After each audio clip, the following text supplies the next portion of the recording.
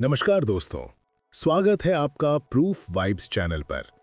आज हम लेकर आए हैं महान आचार्य चाणक्य की अनमोल नीतियां, जिन्हें जानकर आपका जीवन बदल सकता है।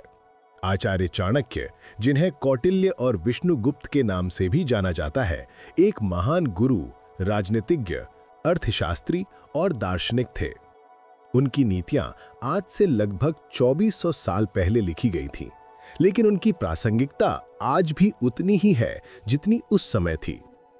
चाणक्य नीति हमें जीवन, राजनीति, शिक्षा, मित्रता, दुश्मनी, स्त्री, धन, आचार और सफलता, इन सभी पहलुओं पर गहरी समझ देती है। तो आइए दोस्तों, बिना देर किए हम शुरुआत करते हैं चाणक्य नीति के इस ज्ञान यात्रा की। चाणक्य कहते हैं, शिक्षा सबसे बड़ा धन है। शिक्षा किसी से छीनी नहीं जा सकती, नष्ट नहीं हो सकती और ना ही चोरी हो सकती है।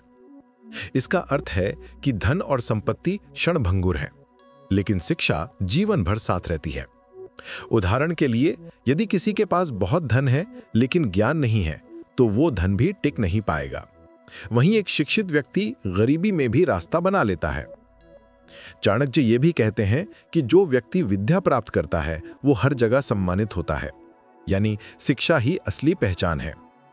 चाणक्य की सबसे प्रसिद्ध नीतियों में से एक है, मूर्ख मित्र से बुद्धिमान शत्रु अच्छा है। क्यों? क्योंकि मूर्ख मित्र अनजाने में भी नुकसान कर सकता है, जबकि बुद्धिमान शत्रु कम से कम सीधे सीधे सामने होता है। उदाहरण, जीवन में कई बार हम गलत संगत के कारण गलत रास्ते पर चले जाते हैं। चाणक्य चेतावनी देते हैं कि संगति सोच समझकर करनी चाहिए। एक और नीति है, कभी भी अपने रहस्यों को मित्र तक से साझा मत करो, क्योंकि समय बदलते देर नहीं लगती। आचार्य चाणक्य कहते हैं, धन से ही धर्म, सुख और सभी कार्य पूरे होते हैं। लेकिन वे ये भी कहते हैं कि अत्यधिक धन संचय भी मूर्खता है। धन का उपयोग समाज और परिवार के हित में होना चाहिए। आज की भाषा में समझें तो धन जरूरी है, लेकिन धन ही सब कुछ नहीं। धन साधन है, साध्य नहीं। चाणक्य कहते हैं, घर में स्त्री ही लक्ष्मी है। जिस घर में स्त्री का सम्मान नहीं होता, वहां सुख और समृद्धि कभी टिक नहीं सकती। इसका मतलब है कि घर की असली शक्ति और शांति स्त्री के हाथों में होती है। यदि परिवार स्त्री को आदर देता है, तो घर में खुशहाली बनी रहती है। चाणक्य राजनीति के भी महान ज्ञाता थे। वे कहते हैं, राजा वही श्रेष्ठ है जो अपनी प्रजा के सुख दुख को अपना समझे। नेता का कर्तव्य है कि वो सिर्फ सत्ता के लिए नहीं, बल्कि जनता के कल्याण के लिए कार्य करे। उदाहरण, एक अच्छा नेता अपने व्यक्तिगत स्वार्थ से ऊपर उठकर समाज के हित में निर्णय लेता है।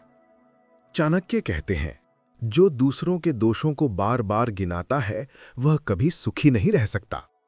यानी जीवन में हमें नकारात्मकता छोड़नी चाहिए। दूसरों की गलतियों में उलझकर हम अपनी खुशी खो बैठते हैं। एक और नीति, कभी भी क्रोध को अपने ऊपर हावी मत होने दो। क्रोध में लिया गया निर्णय हमेशा नुकसान करता है। चाणक्य बहुत व्यावहारिक थे। वे कहते हैं, शत्रु को कभी भी छोटा मत समझो। छोटा सांप भी विषैले डंक से मार सकता है। इसका मतलब है कि हमें हमेशा सतर्क रहना चाहिए। भले ही दुश्मन कमजोर दिखे, लेकिन उसकी ताकत को कम नहीं आंकना चाहिए। चाणक्य कहते हैं, समय से अधिक बलवान कुछ भी नहीं है। सही समय पर सही निर्णय लेने वाला व्यक्ति जीवन में सफलता प्राप्त करता है। उदाहरण, किसान यदि समय पर बीज बोएं तो फसल अच्छी होगी। व्यापार में भी अवसर को पहचानना सफलता की कुंजी है। चाणक्य कहते हैं, जिस व्यक्ति पर इंद्रियों का नियंत्रण नहीं है, वो स्वयं का भी मालिक नहीं है। यानी आत्म संयम सफलता की पहली शर्त है। लालच, क्रोध, वासना और घमंड, ये सब पतन के रास्ते हैं। बहुत समय पहले मगध पर नंद वंश का शासन था। आचार्य चाणक्य ने देखा कि राजा प्रजा पर अत्याचार करता है। तभी उनकी मुलाकात एक तेजस्वी और साहसी बालक चंद्रगुप्त से हुई। चाणक्य ने उसकी आंखों में भविष्य का सम्राट देखा। उन्होंने उसे राजनीति, युद्ध कला और नेतृत्व की शिक्षा दी। आचार्य की शिक्षा और चंद्रगुप्त के साहस से नंद वंश का अंत हुआ और चंद्रगुप्त मौर्य भारत का पहला मौर्य सम्राट बना। चंद्रगुप्त मौर्य जन्म से राजकुमार नहीं थे, वो एक साधारण परिवार से थे। लेकिन आचार्य चाणक्य की दृष्टि गहरी थी। उन्होंने उस बालक में छुपी महानता को पहचाना।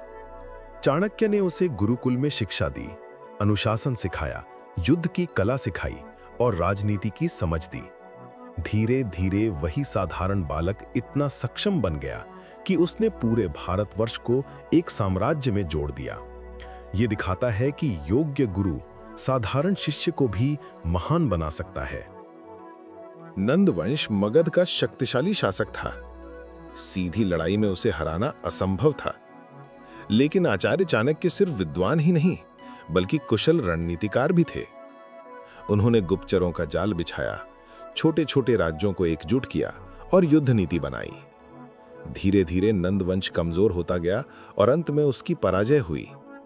इस प्रकार चाणक्य की नीति और चंद्रगुप्त की वीरता से भारत को एक नया सम्राट मिला। दोस्तों, आचार्य चाणक्य की नीतियां हमें जीवन का वास्तविक मार्ग दिखाती हैं। उनकी बातें केवल राजनीति या सत्ता के लिए नहीं थी, बल्कि हर इंसान के लिए मार्गदर्शन थी।